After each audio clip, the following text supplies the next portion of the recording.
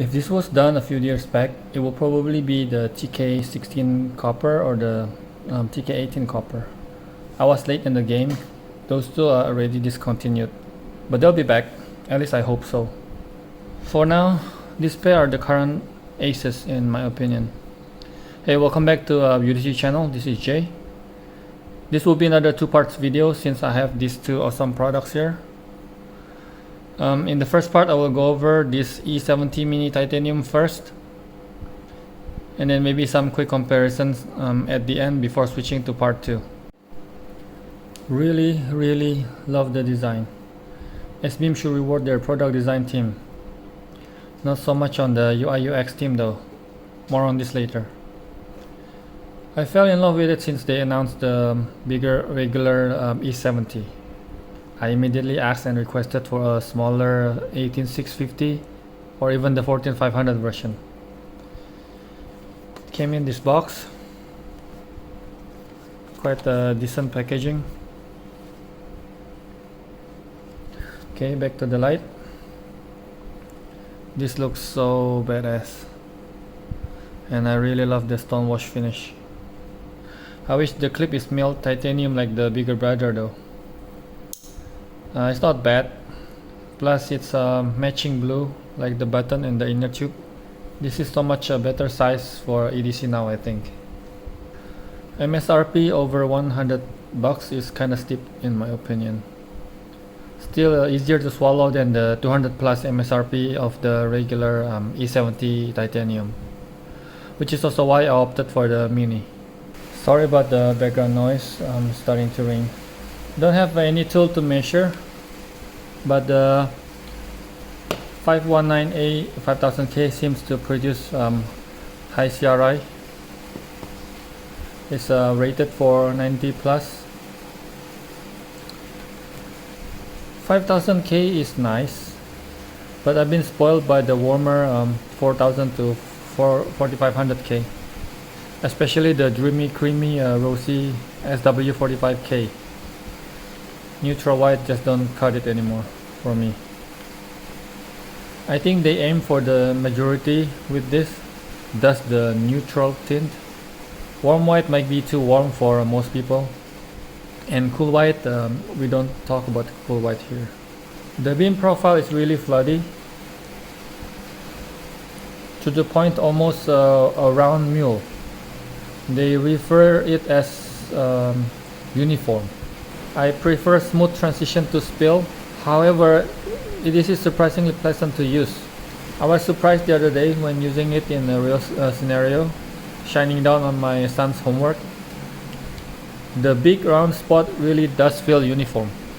However, the throw won't be far with this beam pattern, and I'm guessing the performance is also not so great outdoors because of this, since the output is spread it out evenly. Let's just take a look. Okay, let's go straight to turbo.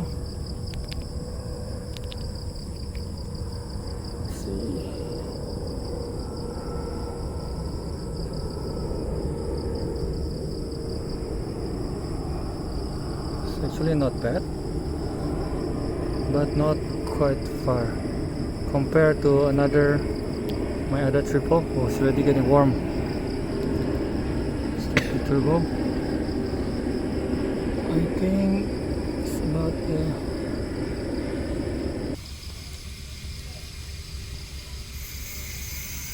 much further throw.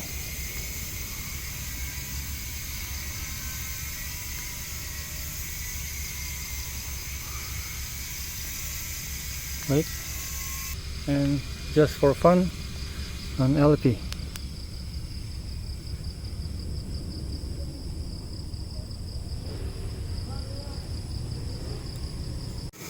Again,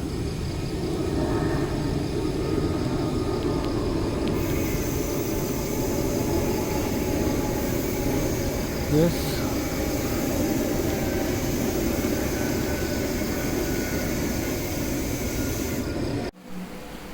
Unlike their claim though, there are some artifacts, at least on mine.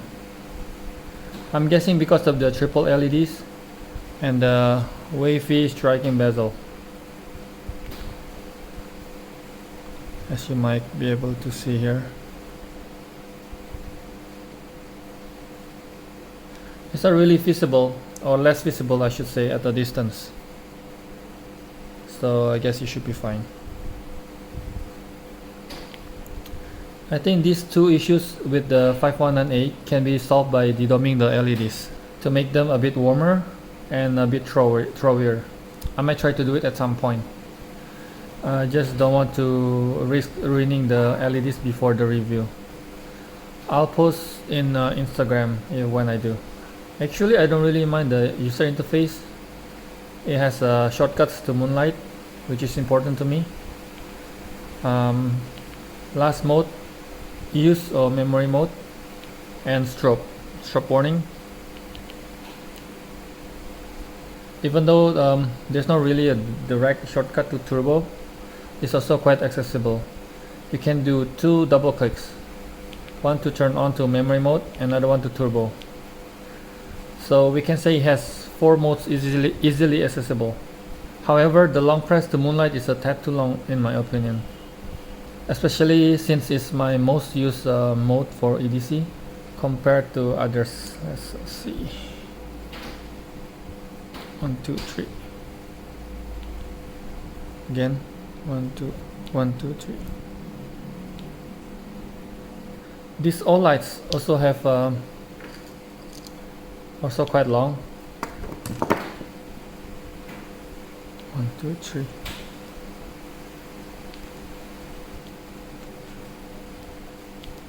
But it's memorized. One click will bring it back to moonlight. If this double click also memorizes the moonlight, then I will be fine. And speaking about moonlight, or what they call ultra low, I wish it's much lower than 12 lumens. Not really a true sub-lumen moonlight mode. These two are the biggest cons for me. And some or many actually don't like the double click for on. They say it's to avoid accidental activation, probably since there's no software lockout, but I usually just lock it mechanically by slightly untwisting the head. 3 slots are the same size now. It was longer on the head on the bigger bro. And it does take the same size turbo glow gasket as the FW3A. I did try it, but since I only have one and it's being used, I use the glow tape instead, at least temporarily until I get another one. Here's the comparison.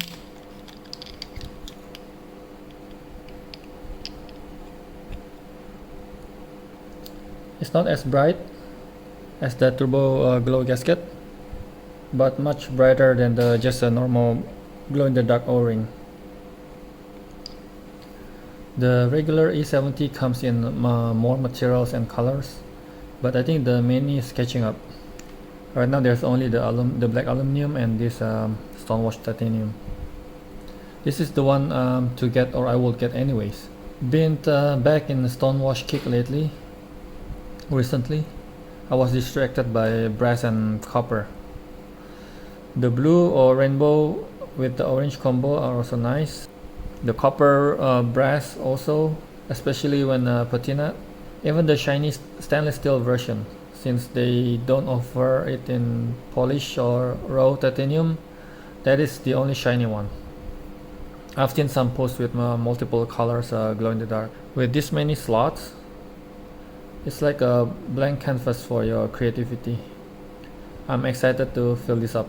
I have a thing with stonewash titanium plus blue accents, especially Damascus, but this blue would do, I guess. Also really love this blue.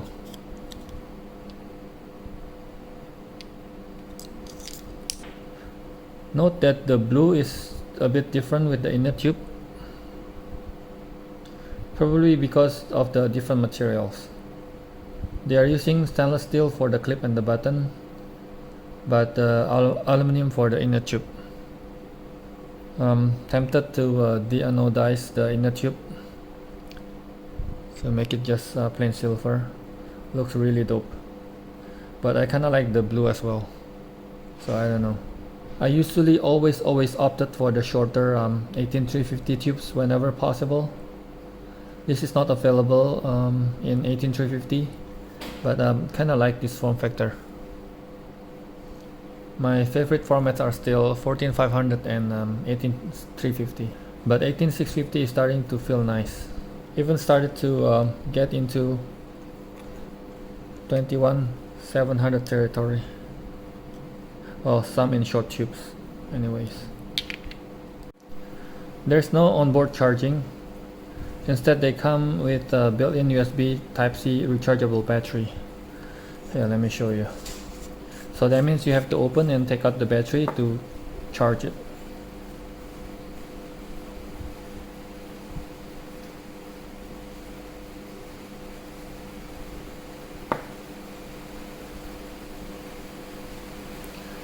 It's quite handy if you're traveling, for example.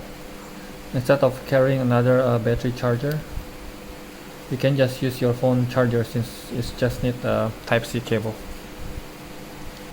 Well, you can always also carry this and just charge it externally. Okay, a little bit comparison. This E70 Mini is using a metal electronic switch versus a plastic forward mechanical switch on the Rider RX. Triple versus single LED. Nichia 519A versus 219F, both in 5000K. Never heard of this any other flashlight or brands using the 219F. They have different stonewash. You can see. The Rider RX almost seems like it's not stonewashed enough. I wish the colors are spiral also like the E70, or this E70 takes 14500 instead of 18650. But I think these are perfect size for the designs. 14500 might be too small for the spiral design. Dual direction clip versus regular. Both deep carry enough. Same color, same material. Both have a plastic washer or connection. This is obviously can be fidgeted. One of its main feature or selling point.